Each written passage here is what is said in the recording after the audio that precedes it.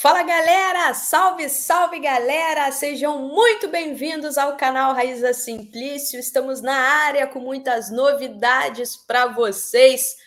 Copa Libertadores vai começar e o grupo do Flamengo está definido. Vamos falar sobre os adversários do Flamengo no grupo A da Copa Libertadores. O grupo, na minha opinião, é bem tranquilo, hein? Mas teremos um reencontro especial. Daqui a pouquinho eu vou contar para vocês. Hoje o técnico Jorge Jesus falou sobre seleção brasileira e falou também sobre o Flamengo. A gente vai trazer tudo para vocês aqui sobre o que o técnico Jorge Jesus falou. Marcos Braz se pronunciou sobre a lateral direita. Os torcedores estão pedindo reforços na lateral direita e a gente vai explicar para vocês o que o vice-presidente de futebol falou. Rodolfo Landim falando sobre esticar o mandato e o Flamengo, o elenco do Flamengo folgou hoje e se reapresenta amanhã no Ninho do Urubu. Tudo isso e muito mais a partir de agora.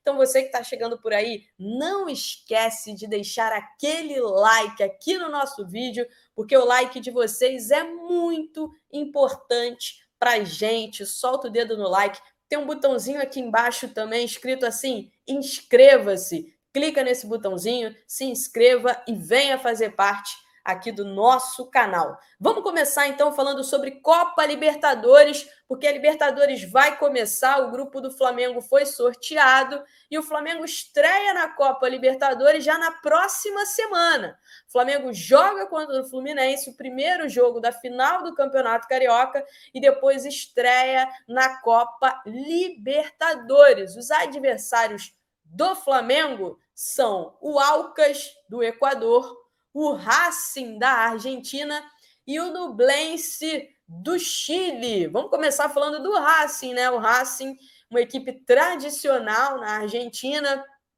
e o atacante do Racing é ninguém menos do que Paolo Guerreiro. Então o Flamengo vai reencontrar o Paolo Guerreiro, que hoje é o camisa 9, o atacante do Racing. Depois, o Flamengo tem também como adversário o Aucas, do Equador. Quem é o Aucas? O Aucas é o atual campeão equatoriano, ganhou do Barcelona de Guayaquil a final em 2022. Mas o Aucas da temporada 2023 é diferente. Por quê? Porque o Aucas perdeu muitos jogadores do time que foi campeão no ano passado e não começou bem a temporada, justamente porque o time que foi campeão ano passado foi desfeito, tá? Foi desfeito esse time.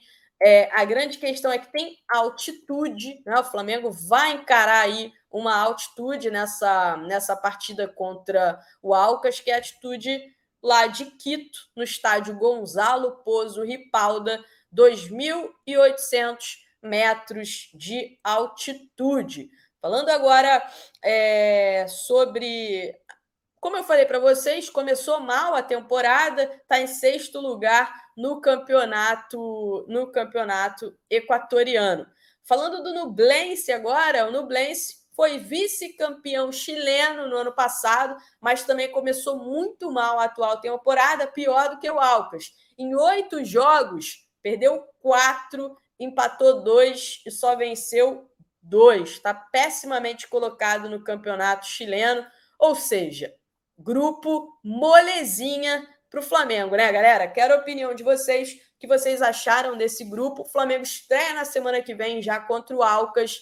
Então, entre os 2 jogos com o Fluminense, o Flamengo vai fazer esse jogo lá na altitude de Quito, 2.800 metros de altura. Vamos falar agora sobre Jorge Jesus, porque o Jorge Jesus hoje soltou o verbo, né? Em entrevista ao canal Sport TV de Portugal, né? Um canal português, parou o Jorge Jesus e foi trocar uma ideia com o Jorge Jesus e fez vários questionamentos ao mister. Entre esses questionamentos, perguntaram para ele sobre a seleção brasileira, se está tendo alguma conversa com a seleção brasileira. Ele disse que ainda não foi procurado por ninguém da seleção brasileira, mas ele disse o seguinte, né? Ele foi perguntado se ele gostaria de comandar a seleção e ele disse, Quem não gostaria de treinar a seleção brasileira? Há alguém no mundo que não gostaria de treinar a seleção brasileira? Então, ele deixando claro que ele gostaria de treinar a seleção brasileira. E, gente, se ele receber um convite para treinar a seleção, ele vai na hora. É o grande sonho do Jorge Jesus, é treinar a seleção brasileira. Ele entende que para ele, para o currículo dele, né, seria incrível ser o primeiro treinador estrangeiro a comandar a seleção brasileira. A prioridade da seleção brasileira é o Carlo Ancelotti, do Real Madrid. Mas o Carlo Ancelotti já disse que o desejo dele é seguir no Real Madrid. Então, para a CBF contratar o Ancelotti, o Real Madrid teria que demitir o Ancelotti. Pode acontecer caso o Real Madrid não ganhe a Champions League, mas aí não tem jeito, tem que esperar. E se não conseguir contratar o Carlo Ancelotti, será que o Jorge Jesus tem alguma chance? O Jorge Jesus aparece como uma das opções caso a seleção brasileira, a CBF, não consiga contratar o Carlo Ancelotti. As opções são José Mourinho, que também é português, e o Jorge Jesus, os dois estrangeiros, também português, e no Brasil, Fernando Diniz e o técnico Dorival Júnior. Então, as opções, caso a seleção brasileira não contrate o Ancelotti, são José Mourinho, Jorge Jesus, Fernando Diniz e Dorival Júnior, não necessariamente nessa ordem. O Jorge Jesus também foi questionado se ele voltaria ao Flamengo, tá? E ele disse que não descarta nada na vida dele. Ele falou que ele tem contrato com o Fenerbahçe até maio, tá? E que depois disso ele vai ver o que ele vai fazer. O Fenerbahçe oferece para o Jorge Jesus uma renovação de contrato, mas ele não quer seguir lá na Turquia. A ideia dele é sair lá da Turquia, não está muito bem adaptado ao futebol turco. E ele deixou claro que ele só vai aceitar equipes que ele possa ser campeão, que ele não quer comandar times que não tenham chances de conquistar títulos. E, de novo, ele não descartou um retorno ao Flamengo. O Flamengo, nesse momento, tem treinador, é o Vitor Pereira, vai começar a Libertadores, Campeonato Brasileiro, enfim. Tem a final do campeonato estadual, que é importantíssimo para a sequência do Vitor Pereira. Eu sei que o Marcos Braz falou que contratou o Vitor Pereira para a temporada inteira, mas isso é conversa, é papinho. Obviamente que ele não viria a público para falar o seguinte: se não ganhar o Campeonato Carioca, está fora. O departamento de futebol do Flamengo gosta muito do trabalho do Vitor Pereira, mas o conselho diretor, a galera mais de cima, pressiona bastante já o Vitor Pereira por desempenho. As finais do Campeonato Carioca serão importantes para a sequência ou não do trabalho do Vitor Pereira. Falando sobre Marcos Braz, e não sai daí que a gente vai falar sobre reforços agora, vamos falar sobre o Landim também, né? Falando sobre o tema político na Gávea de esticar o mandato, mas falando agora sobre reforços, tá? O Marcos Braz hoje estava lá em Luque, representando o Flamengo no sorteio da Copa Libertadores, e ele foi questionado por alguns repórteres lá sobre alguns temas. Entre eles, sobre a contratação de um lateral direito. Muita gente pede o Flamengo contratando um lateral direito. O próprio Vitor Pereira indicou a necessidade de ter mais uma opção na lateral direita e na lateral esquerda. E a resposta do Marcos Braz foi o seguinte: o Flamengo tem os laterais. O Mateuzinho se machucou, mas acho que em 30, 40 dias ele vai voltar. A gente analisa o mercado. Se tiver alguma oportunidade, aí o Flamengo, pode tentar contratar um lateral direito. Mas o que a gente quer mesmo é um cabeça de área. O que a gente quer mesmo é um cabeça de área, se referindo aí à prioridade do Flamengo no momento, que é a contratação de um volante. O Flamengo está em negociações com o Matheus Uribe. O Flamengo fez uma proposta, está na mesa do Uribe essa proposta, mas é uma negociação muito difícil. O Uribe, que amanhã entra em campo pela seleção colombiana, a informação que a gente tem, né, que foi trazida pela imprensa portuguesa, e a gente conseguiu confirmar essa informação com o staff do Uribe, é que ele retornando para o Porto depois da data FIFA, ele vai se reunir com o Porto e eles vão falar sobre a renovação. O Porto ainda não desistiu de renovar o contrato do Matheus Uribe e eles estão conversando ali sobre a possibilidade de uma renovação. Então é quase impossível que o Matheus Uribe chegue ao Flamengo até o dia 4 de abril, data que fecha a janela de transferências. E o Flamengo não tem um plano B? Soube hoje que o Flamengo tem um outro jogador na posição no radar, que pode ser uma opção para o Flamengo, mas ainda não descobriu o nome. Estou atrás na tentativa de descobrir o nome, mas existe aí um nome que o Flamengo trata, né, também como possibilidade para contratar um reforço, um volante. Mas a situação do Matheus Uribe é essa. Ele tem algumas propostas, né, interesses de outros clubes. É uma negociação muito difícil. E retornando agora, ele vai ouvir uma nova proposta de renovação do Porto. O Porto fará a ele uma nova proposta de renovação. Beleza, galera?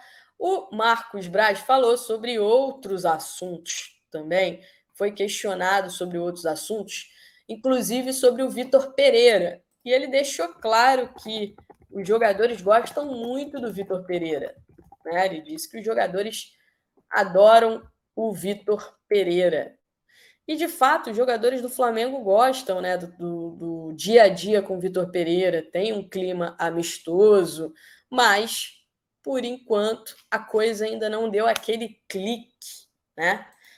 Não deu aquele clique. O Marcos Braz também falou sobre essa pausa da data FIFA e as finais com o Fluminense. Ele disse o seguinte, ele disse que essa pausa foi melhor para o Flamengo do que para o Fluminense. Ele falou, essa parada foi muito boa para o Flamengo. Foi melhor para o Flamengo do que para o Fluminense, a parada da data FIFA. A gente teve um momento para fazer reflexão, comissão técnica, jogadores, para saber o quanto representa essa final. Né?